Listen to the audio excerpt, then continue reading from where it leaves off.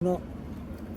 Here we are with my old friend, colleague and Hall of Famer Steve Flink. Today there were quarters of finals, men's and ladies, and we had to split, ourselves.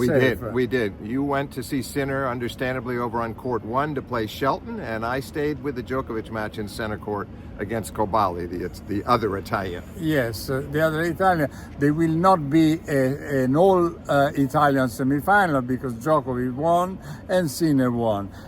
About the match of Sinner, I must say that he played unbelievable. We all were in Italy afraid that he had a problem with his elbow, but he served incredibly well. I think that he won 7-6, 6-4, 6-4.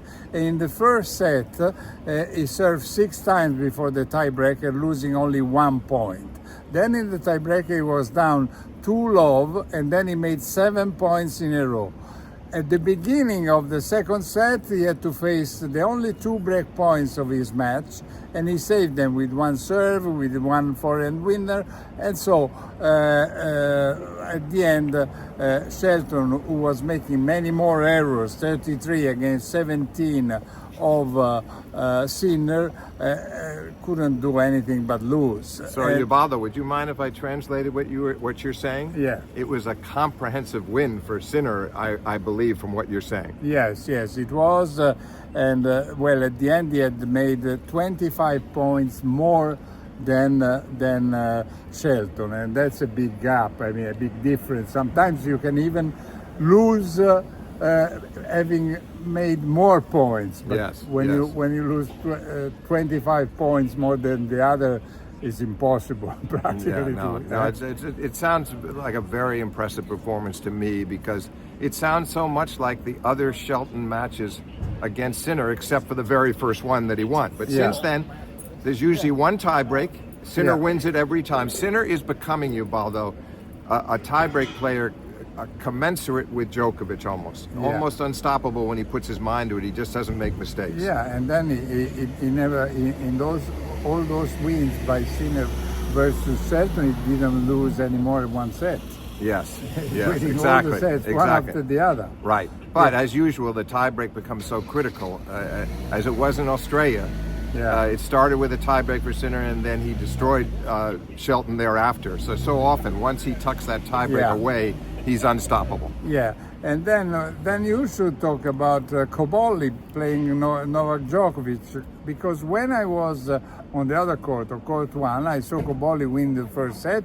I almost couldn't believe it. If you had been watching it, you would have been even more astonished, because Djokovic was, from the very beginning, was having all these chances to break Cobolli. Love 30 the first time, then deuce, then another love 30. He finally breaks him, serves for the set at 5-3 and gets broken at love, played a terrible game.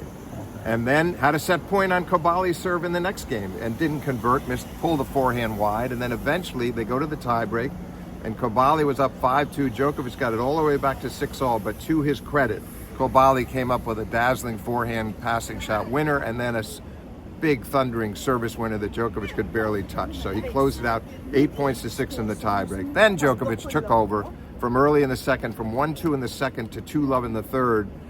He won 7 straight games, and there was a stage where he won 22 out of 27 points. But Cobolli, who had seen the trainer, seemed to have a quad issue, something in his leg. He bounced back and broke back in the third and made it very interesting. Djokovic then finally broke him at 5-all and served out the set, and then it went all the way to 4-all in the fourth before Djokovic got the break there and served it out, but not before taking a pretty nasty fall when Cobolli had saved his second match point in the final game. Djokovic got back up, closed it out with 2 good points from there. So here he is through to his 14th Wimbledon semifinal, a record. Yeah, 14 semifinals. They are not like the 14 wins of Rafa Nadal and Roland Garros. No, of course not. But it's still an amazing record. It is, of enduring consistency. That's his trademark. Yeah, and then so at the end, the score was 6-7, 6-2, 7-5, 6-4, 3 hours and 11 minutes. Yeah, the second set. The second set was very quick. That was the only fast set. But the other 3 were pretty time consuming. It was very entertaining, Ubaldo. There's some great shot making from Cobolli, but naturally, Djokovic was the better match player and better under pressure, and he deserved the win. Even if he was not at his very best, he deserved the win. Yeah, and anyway, Cobolli showed some personality because a lot of being personality. only 24 years old And sportsmanship. for the first time In on center. the center court. But Ubaldo also great sportsmanship. When Djokovic took that fall at the end and made a deuce in the final game, he came round to make sure he was okay. Djokovic patted him on the shoulder. I think he appreciated the gesture. Cobolli is obviously a very good, really good human being. Yeah. Okay, then we didn't say anything yet about the ladies. Well, I was surprised that Belinda Bencic, 28 years old, she beat Mira Andreeva, who is 10 years younger. Well, that was fascinating, Ubaldo. I did see a lot of that, and it was a tie, all on serve in the first set before Bencic took over and controlled the tiebreak, and then she breaks and serves for the match in the second. And Andreeva broke back, took it into another tiebreak, and once again, it was Bencic was the sturdier player. So she wins in 2 tiebreaks, lost her serve only once, and it was an impressive performance because Andreeva by no means played badly. I actually think she played quite well. Okay, then Iga Swiatek beat Lyudmila Samsonova 6-2, 7-5. And there was a little fight in the second set, but I mean, Swiatek seemed quite in control. No? Largely, it was 2-2 in the first set. She took the next 7 games, went up 3-love in the second. And you're right, then at that point, Samsonova broke back a couple of times, got it to 5-all, but Iga was not found wanting from there. She closed it out nicely. So now we have Sabalenka Anisimova in the semifinal, and what may surprise some people is that Anisimova is up in the head-to-head, 5-3, and I mean against the number 1 in the world. And Anisimova had all those problems, mental problems, right? And psychological, and she came out. Yeah, no, I think despite the head-to-head record, I'm still going to pick Sabalenka in probably 3 sets, but I think it'll be a hard-fought match. I still like her in these circumstances in a big semifinal like that. And Swiatek against Bencic, she's favorite 3-1 her wins, and she should win again. I think so. She's playing very well, Ubaldo. This is some story with her. A lot of us had kind of given up on her on other surfaces, and then when she had a very disappointing clay court campaign this year before coming back and reaching the semis of the French, we thought, boy, it may be a long time before she wins another tournament. Well, that tournament might be Wimbledon right here and right now. I actually give her a decent chance. Sabalenka is still the favorite to take the title, but Iga is not far behind her. Okay, now we have to make our predictions about the men's semifinals. We do? Who says so? Yeah. Is that your rule? Yes, is it's that my the Ubaldo rule. It's my rule, and okay. Alcaraz Fritz, a Spanish against an American.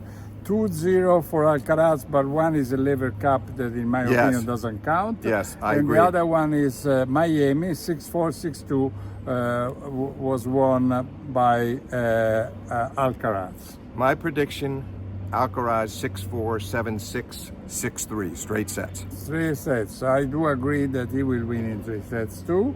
And what about Sinner Djokovic? I think before we had some different opinions, maybe. No. I saw Sinner playing so well tonight, and Djokovic, in my opinion, played some ups and downs. I believe that Sinner will win, even if he has lost in Wimbledon in 2022 and 2023.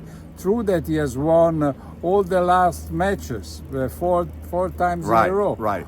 But including Roland Garros, which was a good match, by the way. That was 6-4, 7-5, 7-6, straight sets, but really well played by both. Yes. And I think this one will be too.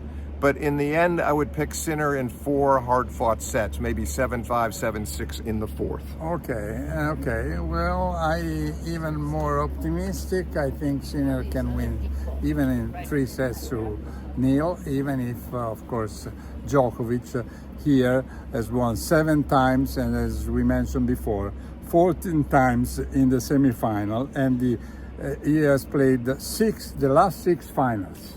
Yeah, remarkable. Okay, listen, thanks a lot to my old friend, colleague, and Hall of Famer Steve Flink, and we will talk again tomorrow. Ciao. Thank you, Ubaldo.